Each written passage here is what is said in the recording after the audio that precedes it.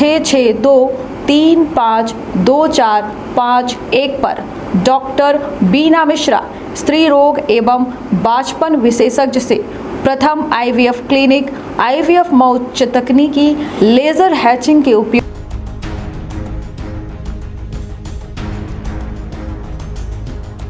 भारत माता की। आज राष्ट्रीय अध्यक्ष, दुनिया के सबसे बड़े राजनीतिक दल के राष्ट्रीय अध्यक्ष आदरणीय जेपी नड्डा जी इस दिल्ली की धरती पर त्योतर में पधारे हैं और त्योतर की आवाज आज से नहीं, इस मध्य प्रदेश के अंदर हमेशा बुलंद रही है। तो आज लगना चाहिए कि भारतीय जनता पार्टी के राष्ट्रीय अध्यक्ष आज त्योतर इस दिल्ली की धरती पर पधारे हैं। बोलिए भारत माता की। भारतीय जनता पार्टी जिंदाबाद, नरेंद्र मोदी जिंदाबाद, जेपी नड्डा जिंदाबाद। आज इस त्योतर विधानसभा के आज इस सभा में हमारे सम्मानीय राष्ट्रीय अध्यक्ष आदरणीय जेपी नड्डा जी, भारतीय जनता पार्टी के हमारे वरिष्ठ नेता, दिल्ली की धरती पर जिन्होंने विकास के नए आयाम खड़े किए, ऐसे हमारे मध्य प्रदेश सरकार के मंत्री भाई राजेंद्र शुक्ला जी, यहाँ पर उपस्थित हमारे जिले के सम्मानीय अध्यक्ष डॉक्टर अजय सिंह जी, शशांक श्रीवास्तव जी, श्यामलाल द्विवेदी जी, राजेश पांडे जी, हमारे प्रदेश के मंत्री, और जिनको आज भारतीय जनता पार्टी ने त्योतर विधानसभा से एक नौजवान ऐसे व्यक्ति को जो देशभक्ति और प्रधानमंत्री मोदी जी के साथ और भारतीय जनता पार्टी की नीतियों में विश्वास करके जिन्होंने इस बिंदु की धरती में उनके परिवार ने तो काम किया है, उस नौजवान सिद्धार्थ तिवारी ने भारतीय जनता पार्टी में आकर आज वो यहाँ पर इस क्षेत्र के लोकप्रिय प्रत्याशी हैं।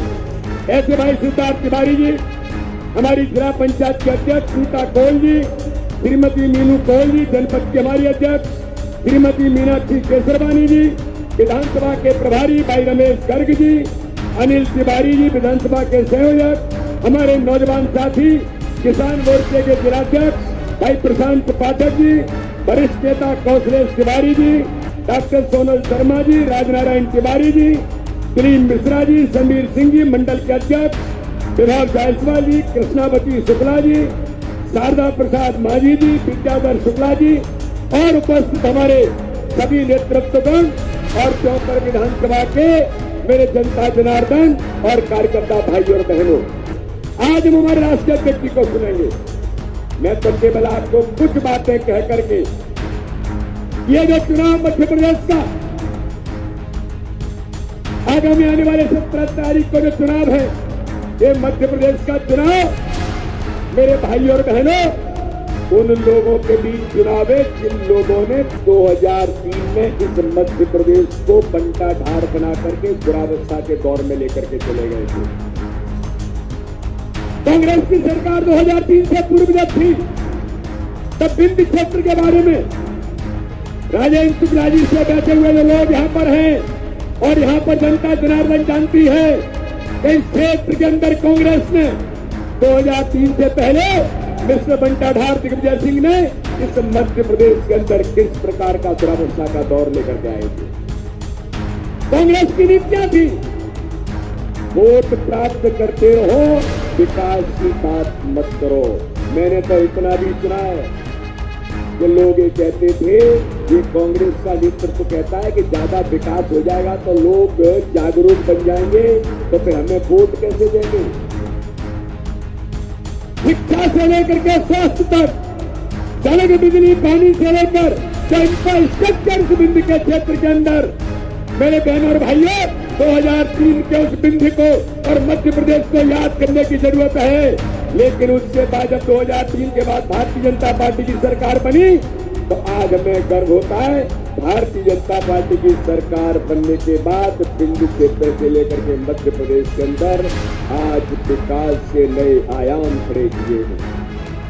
गांव-गांव के अंदर हर क्षेत्र में हर प्रकार की सिंचाई की सुविधाओं से लेकर के किसानों से लेकर के नौजवानों के लिए शिक्षा के क्षेत्र में, सड़क हो, बिजली हो, पानी हो, आज इंफ्रास्ट्रक्चर के मामले में इस बिंद के क्षेत्र के अंदर भारतीय जनता पार्टी की सरकार ने, जो कांग्रेस के समय में बीमारू राज्य कहा जाता था, हम देश के अंदर जाते थे तो लोग कहते थे कि मध्य प्रदेश बीमारू राज्य है। लेकिन हमें गर्व है कि भारतीय जनता पार्टी की सरकार बनने के बाद यह बीमारू राज्य आज विकसित राज्य की श्रेणी में आकर के खड़ा है। तो माननीय प्रधानमंत्री मोदी जी के नेतृत्व में 2014 में सरकार बनने के बाद हर गरीब के जीवन में खुशी कैसे आएगी, हर गरीब का जीवन कैसे बदलेगा। उस गरीब के आंखों में खुशी लाने के लिए गरीब कल्याण की योजनाओं में माननीय प्रधानमंत्री मोदी जी ने आयुष्मान भारत के अंदर प्रधानमंत्री आवास से लेकर उज्ज्वला योजना से लेकर तो मध्य प्रदेश की हमारी सरकार ने गरीब कल्याण की योजनाओं में हर गरीब के जीवन को बदलने का अभियान भारतीय जनता पार्टी की सरकार ने लिया है। तो इसलिए मेरे बहनों और भाइयों, मैं तो केवल इतना कहना चाहता हूँ, ये जो चुनाव है, ये चुनाव दुरावस्था के दौर में जो लोग लेकर के गए थे और 15 महीने की कमलनाथ जो करप्शन नाथ की भूमिका में आए, जिन्होंने वल्लभ भवन को दलाली का अड्डा बनाया और हर गरीब के हक और अधिकार को छीना, सारी गरीब कल्याण की योजनाओं को बंद कर दिया। तो ये चुनाव उन लोगों के बीच है जिन्होंने मध्य प्रदेश को दुरावस्था के दौर में लेकर के गए, जिन्होंने इस मध्य प्रदेश के अंदर हर गरीब के हक और अधिकार को छीना, विकास का विरुद्ध जिन्होंने किया।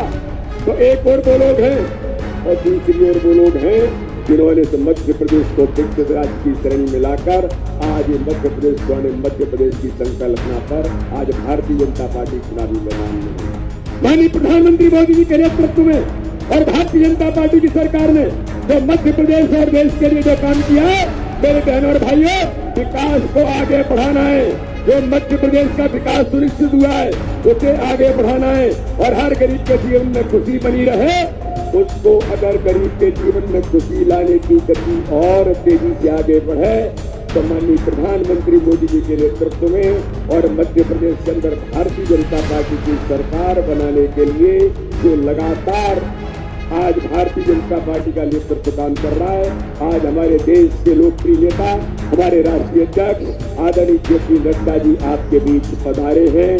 आप सबका आशीर्वाद लेने के लिए कि पुनः मध्य प्रदेश में गरीबों के कल्याण के लिए, विकास को सुनिश्चित करने के लिए एक दो झंडे लेकर के एक एक बूथ पर मैदान में उतर करके भारतीय जनता पार्टी के कार्यकर्ता उतरे, जनता जनार्दन का आशीर्वाद मांगने के लिए आए हैं। मैं आप सब लोगों से अनुरोध करना चाहता हूं कि माननीय नड्डा जी को हम मध्य प्रदेश के अंदर ऐतिहासिक बहुमत की सरकार बनाएंगे।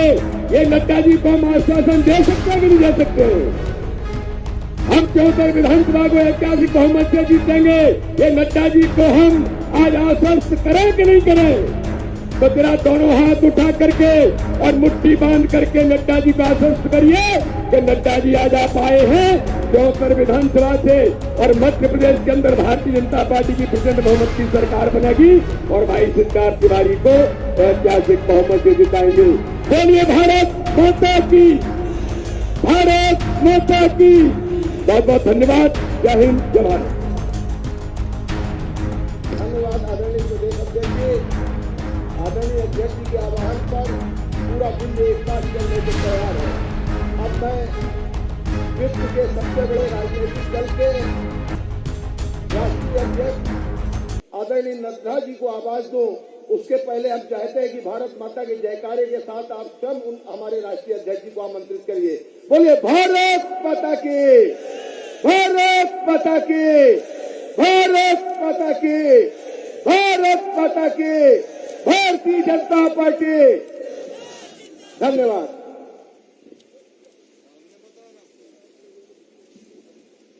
चौथक की इस विशाल चुनाव की जनसभा में मंच पर उपस्थित हमारे भारतीय जनता पार्टी के जुझारू अध्यक्ष और संसद में मेरे साथी भाई विष्णुदत्त शर्मा जी, हमारे मध्य प्रदेश सरकार में मंत्री, मेरे वरिष्ठ सहयोगी जिनके साथ मुझे लंबे समय से काम करने का मौका मिला, ऐसे हमारे राजेंद्र शुक्ला जी, हमारे श्यामलाल द्विवेदी जी, हमारे प्रत्याशी नौजवान और युवा प्रत्याशी हमारे सिद्धार्थ तिवारी जी, हमारे जिला के अध्यक्ष श्री अजय सिंह जी, जिला प्रभारी शशांक श्रीवास्तव जी, जिला मंत्री श्रीमती मीनाक्षी केशरवानी जी, रमेश गर्ग जी, अनिल तिवारी जी, यहां उपस्थित मंच पर सभी सम्मानित मेरे वरिष्ठ साथी और यहां इतनी बड़ी संख्या में एकत्र आए देवी और सज्जनों, मीडिया के मेरे साथी, प्रिंट मीडिया और इलेक्ट्रॉनिक मीडिया के मेरे साथी, मुझे आज मध्य प्रदेश के चुनावी सभा में त्योतर में आप सब लोगों के साथ चर्चा करने का भी और आपके दर्शन करने का भी मुझे सौभाग्य मिला। जो मैं संख्या देख रहा हूं, इतनी बड़ी संख्या में आप सब लोग एकत्र आए हैं, जो मैं उत्साह देख रहा हूं, जो मैं उमंग देख रहा हूं, जो मैं युवा साथियों का भी उमंग देख रहा हूं, वह बताता है कि आप लोगों ने सिद्धार्थ तिवारी को आशीर्वाद देने का मन बना लिया है, यह उसमें से स्पष्ट दिखता है। मित्रों, ये चुनाव की बेला है।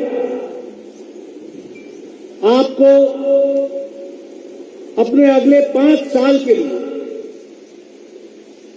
आपके हितों की रक्षा कैसे हो सकती है, कौन व्यक्ति कर सकता है, कौन पार्टी कर सकती है, कौन आपको मजबूती दे सकती है, ये इसके निर्णय करने की घड़ी है। और इसलिए मैं आपसे निवेदन करूंगा कि चुनाव में इस आधार पर वोट मत देना कि ये मेरा नजदीकी है, ये मेरे जाति का है, ये मेरे इलाके का है, ये मेरी भाषा बोलता है। इन आधारों पर चुनाव में वोट नहीं दिए जाते। वोट देने का अधिकार होना चाहिए कि कौन आपकी 5 साल तक रक्षा करके आपको विकास के साथ जोड़ सकता है, ये आपका आधार होना चाहिए। और जब मैं ये बोलता हूं तो मैं गौरव के साथ बोल सकता हूं कि आज अगर आपने यहां से लोकसभा में जनार्दन जी को भेजा है, आज अगर आपने मध्य प्रदेश से लोकसभा में कमल खिलाया है, तो हम ये कह सकते हैं कि मोदी जी के नेतृत्व में देश ने मजबूती पकड़ी है और देश आगे बढ़ा है, ये बात हम कह सकते हैं। हम उस पार्टी की संस्कृति में से नहीं आते हैं जो झूठे वायदे देकर, गुमराह करके, भुला करके, आपको छलावे में डाल करके वोट लेते हैं। हम उस पार्टी की संस्कृति से आते हैं जो 5 साल बाद अपना रिपोर्ट कार्ड रख करके बताते हैं कि हमने तुम्हारे लिए क्या किया। और इसीलिए एक जिम्मेवार पार्टी के जिम्मेवार अध्यक्ष के रूप में मैं आपको बताना चाहता हूं कि जब दुनिया की अर्थव्यवस्थाएं लड़खड़ा गई हैं, जब अमेरिका की अर्थव्यवस्था लड़खड़ा गई है, जब यूरोप के देशों की अर्थव्यवस्था लड़खड़ा गई है, जब जापान की अर्थव्यवस्था लड़खड़ा गई है, जब ऑस्ट्रेलिया की अर्थव्यवस्था लड़खड़ा गई है, जब चीन की भी अर्थव्यवस्था लड़खड़ा गई है, तो अकेला भारत है जो मजबूती के साथ खड़ा है और अर्थव्यवस्था में आगे बढ़ रहा है। और यही कारण है कि जिस देश ने हमको 200 साल राज किया, अंग्रेजों ने, उसको भी पछाड़ कर हम 11वें नंबर से बढ़कर के 5वें नंबर की दुनिया में अर्थव्यवस्था हो गए। अभी आपका आशीर्वाद सिद्धार्थ को मिलेगा और 2024 में फिर मोदी जी को आशीर्वाद मिलेगा। 3 साल के अंदर मोदी जी के नेतृत्व में हम तीसरी अर्थव्यवस्था बन जाएंगे, इसकी हमको तैयारी करनी है। आप बताइए अभी अभी संसद में महिलाओं को विधानसभा में और लोकसभा में आरक्षण मिला कि नहीं मिला? मिला कि नहीं मिला? कभी सोचा था?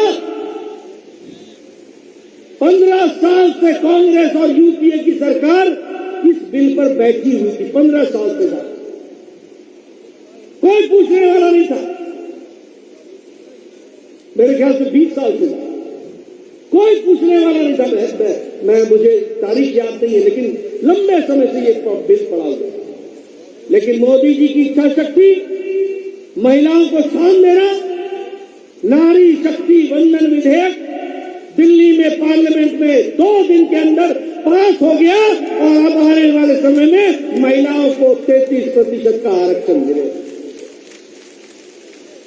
मित्रों, आज हम इस बात में स्टील में चौथे नंबर से दूसरे नंबर पर मैन्युफैक्चरिंग में आ गए।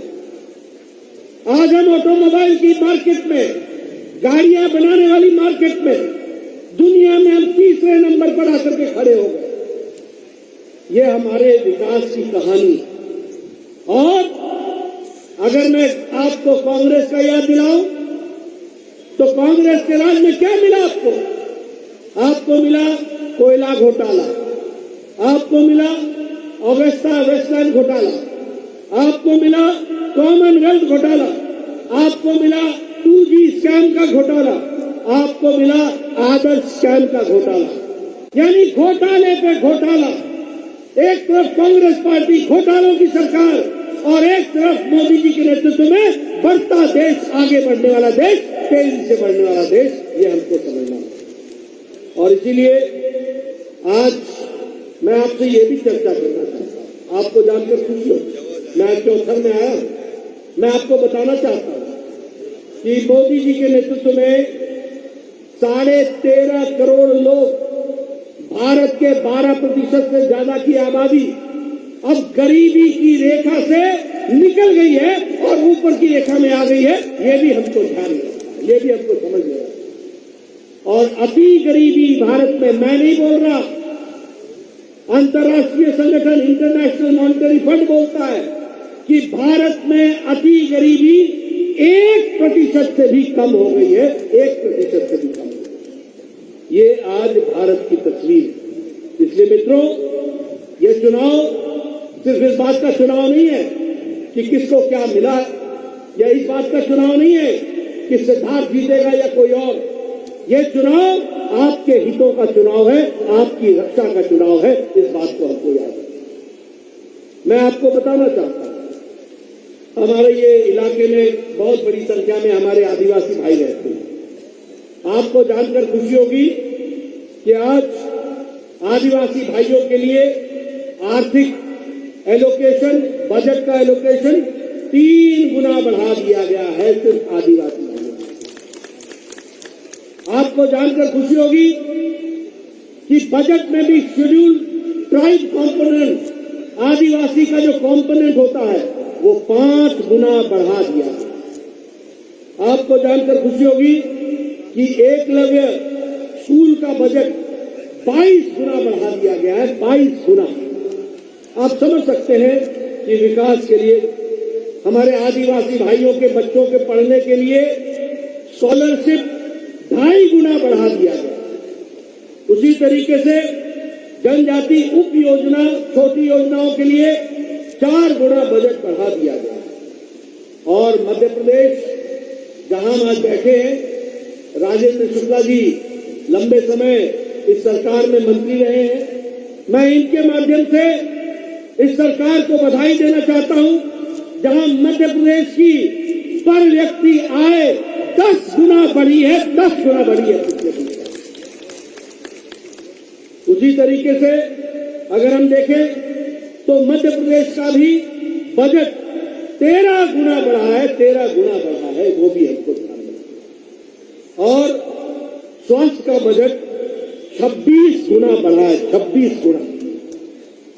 आप समझिए विकास के लिए किस तरीके से मोदी जी ने मध्य प्रदेश को पूरी ताकत के साथ, बजट के साथ आपको बढ़ाने का काम किया है, वो भी हमको ध्यान में रखना है। उसी तरीके से ट्राइबल वेलफेयर का कुल मिलाकर के 57 गुना बजट बढ़ा है, वो भी हमको ध्यान में रखना है।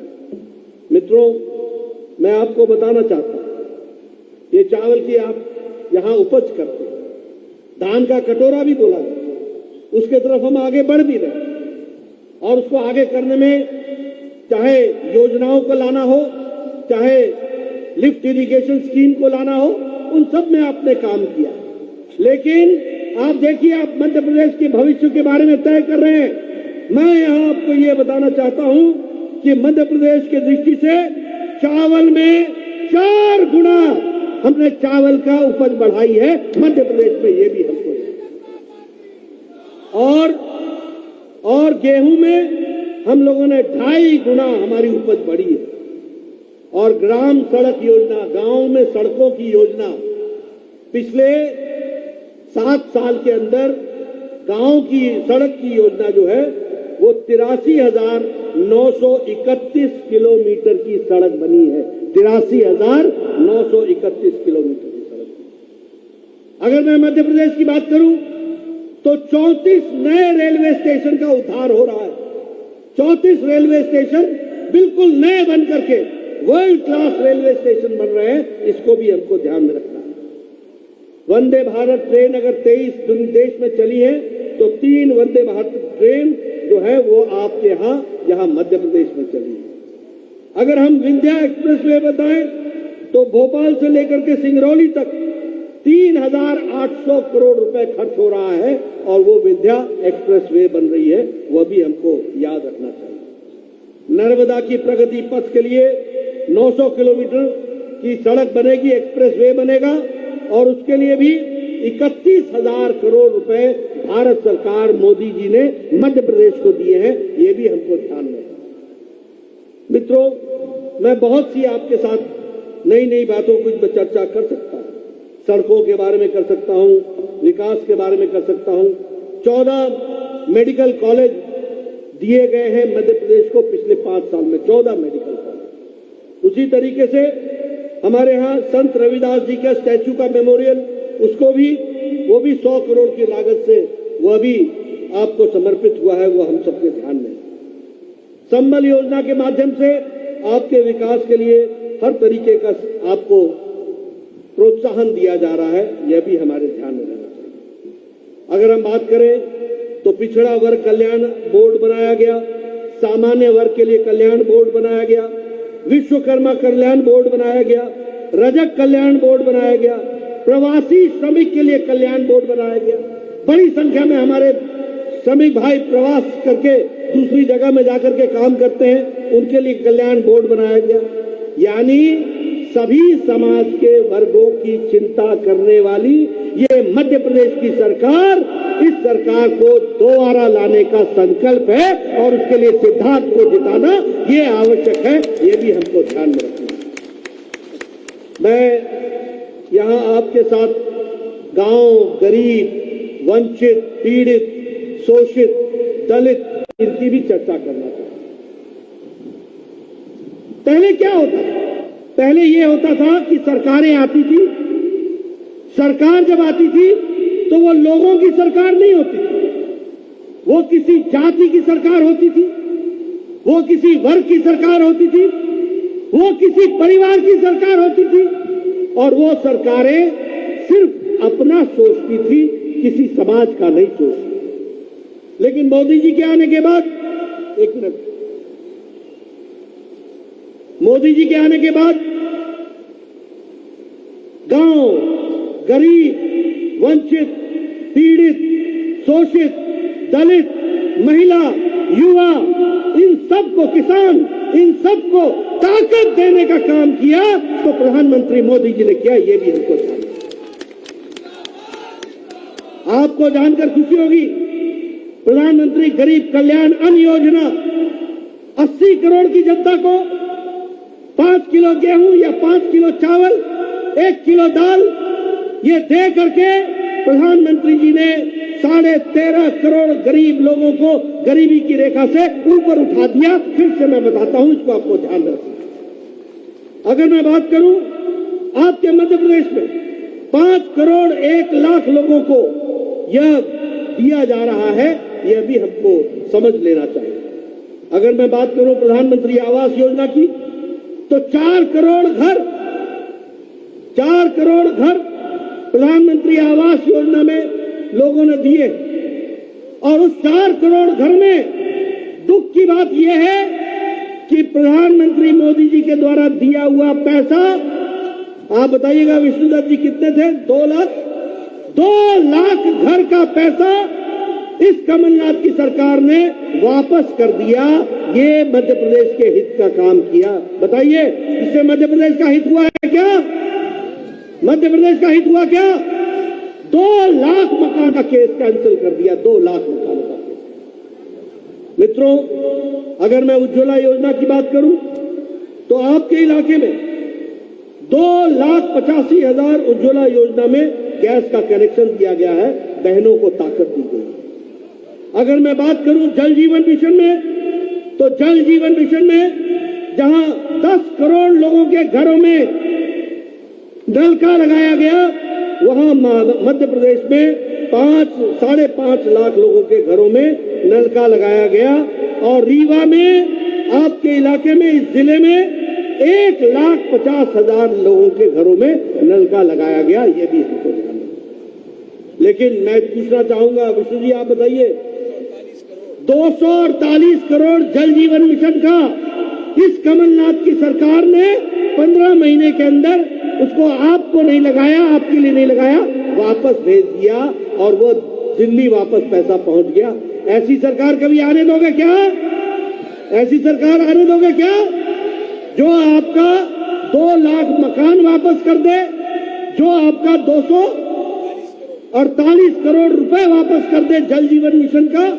ऐसी सरकार को, निकम्मी सरकार को कभी भी आने नहीं देना है। इसकी भी हमको चिंता करनी है। ये स्वच्छ भारत मिशन 52.5 लाख लोगों को यहां पर उसका, जिसको हम स्वच्छता घर कहते हैं, टॉयलेट कहते हैं, उसके लिए भी सैंक्शन किया गया। किसान सम्मान निधि में 84 लाख लोगों को किसान सम्मान निधि मिल रही है, और 2,60,000 किसान रीवा के हैं, इस इलाके के हैं, जिनको किसान सम्मान निधि मिल रही है। आयुष्मान भारत में जहां 11 करोड़ परिवारों को इसका लाभ मिल रहा है, वहीं 83,05,000 परिवारों को मध्य प्रदेश में मिल रहा है, और रीवा में 2 लाख परिवारों को आयुष्मान भारत मिल रहा है। ये विकास की कहानी है। अगर मैं रीवा की बात करूं, आपके यहां अभी एयर स्ट्रिप को नया एयरपोर्ट बना रहे हैं, 300 करोड़ रुपए का सैंक्शन हुआ है, 300 करोड़ रुपए खर्च होंगे। आप सोचिए, रीवा जैसी जगह में एयरपोर्ट बनेगा तो ये एयरपोर्ट नहीं होगा, ये विकास की नई कहानी लिखेगा और रीवा को मुख्य धारा में लाएगा। ये भी हमको ध्यान में रखना है। मुझे आपके साथ थोड़ा यह भी कहना चाहूंगा कि आपको क्या मिला है, इसका भी आपको अंदाजा मिला। एशिया का सबसे बड़ा सोलर पावर स्टेशन 750 मेगावाट, वो किसको मिला है? किसको मिला है? रीवा को। एशिया का सबसे बड़ा सोलर प्लांट। कभी सोचा था कि रीवा में सोलर प्लांट आएगा? कभी सोचा था? ये मोदी जी की सोच है, जिसने आज रीवा को सोलर प्लांट में दुनिया के नक्शे में ला करके खड़ा कर दिया। ये भी हमको समझ लेना चाहिए। अगर हम बात करें तो आपके यहां रीवा में सुंदरजा आम जो है, ये सुंदरजा आम, इसको जीआई टैग मिल गया है। जीआई टैग का मतलब है, जब भी कोई दुनिया में आम के नाम पर कोई ढूंढेगा तो उसको सुंदरजा के नाम से आम रीवा में दिखेगा और रीवा के दृष्टि से उसके बाजार बनेगा। ये विकास के नए आयाम दिखेगा। और मुझे सबसे ज्यादा जो खुशी है कि जो कोल राजा के गढ़ी थी, कोलगढ़ी, उसका जीर्णोद्धार करने के लिए, उसको आगे बढ़ाने के लिए 5 करोड़ रुपए दे करके उसका जीर्णोद्धार शुरू हुआ है। ये भी हमको याद रखना। उसी तरीके से त्योथर में उद्वहन सिंचाई योजना, और इसमें माइक्रो सिंचाई योजना के तहत 85 करोड़ रुपए खर्च करके 85 करोड़ रुपए खर्च करके यहां आपके लिए सिंचाई की व्यवस्था की गई है, ये भी हमको समझ लेना चाहिए।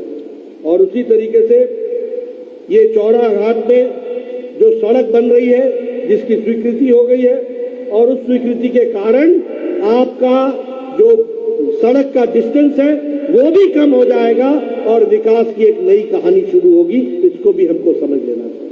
मित्रों, ये सारी बातें मैंने आपके सामने विकास की कही, लेकिन जब मैं विकास की बात करता हूं तो आपसे ये निवेदन करने आया हूं कि अगर आपको ये विकास चाहिए तो हमें आपका सिद्धार्थ चाहिए।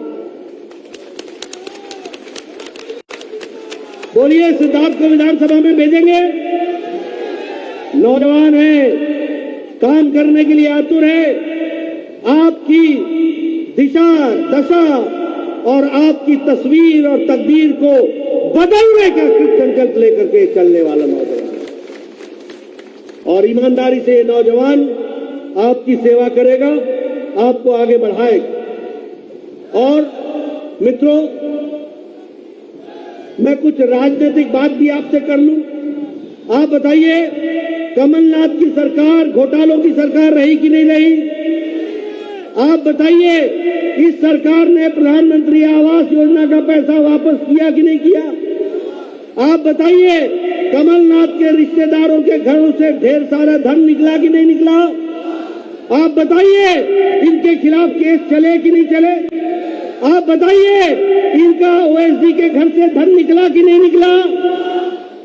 काजल की कोठरी में रहोगे तो कालिक तो लागे ही लागे, कालिक तो लगेगी ही लगेगी। ये घोटालों की सरकार, ऐसी सरकार आने देना है क्या? आने देना है क्या ऐसी सरकार? ये घोटालों की सरकार। और मित्रों, मैं एक बात और बता दूं, ये चाहे गहलोत हो, चाहे बघेल हो, चाहे कमलनाथ हो, ये मुख्यमंत्री नहीं है, ये कलेक्टर है, कलेक्टर। और अंग्रेजी वाला कलेक्टर नहीं, जिलाधीश नहीं, ये इकट्ठा करने वाले लोग हैं, समझ गए? कलेक्ट करते हैं इकट्ठा, और इकट्ठा करके दिल्ली दरबार में वहां अर्पित कर देते हैं। तेरा तुझको अर्पण क्या लागे मेरा, ये काम करते हैं। ऐसे लोगों को रहने देना है क्या? रहने देना है क्या? मित्रों, आप जानिए, भारतीय जनता पार्टी का एक एक प्रत्याशी 5 साल बाद रिपोर्ट कार्ड लेकर आता है और बताता है कि मैंने ये कहा था, ये किया है, मैंने ये कहा था, ये किया है, और जो नहीं भी कहा था वो भी करके दिया है। इस तरीके का हम रिपोर्ट कार्ड लेकर के आते हैं। इसलिए मित्रों, आपका ज्यादा समय न लेता हुआ सिर्फ आपसे मैं ये कहना चाहूंगा कि आप चुनाव की दृष्टि से कमल को खिलाइए, इस इलाके को मुख्य धारा में शामिल करते हुए आगे बढ़ाइए। इस इलाके का जो भी विकास हुआ है वो बीजेपी की सरकारों में हुआ है, ये आपको ध्यान रखना। और जो भी अहित आपका हुआ वो तब हुआ जब आपकी सरकार नहीं थी। इसलिए सिद्धार्थ भाई को आप भेजेंगे, कमल को निशान पर आप मोहर लगा करके इनको आशीर्वाद देंगे और ये आपके विकास में पूरा योगदान करेंगे। आपने मेरी बात बहुत शांति से सुनी, आपका बहुत बहुत धन्यवाद। जय भारत, जय मध्य प्रदेश। धन्यवाद आदरणीय अध्यक्ष जी, आपके आह्वान पर और माननीय नरेंद्र मोदी जी के नीतियों और शिवराज सिंह जी की नीतियों के कारण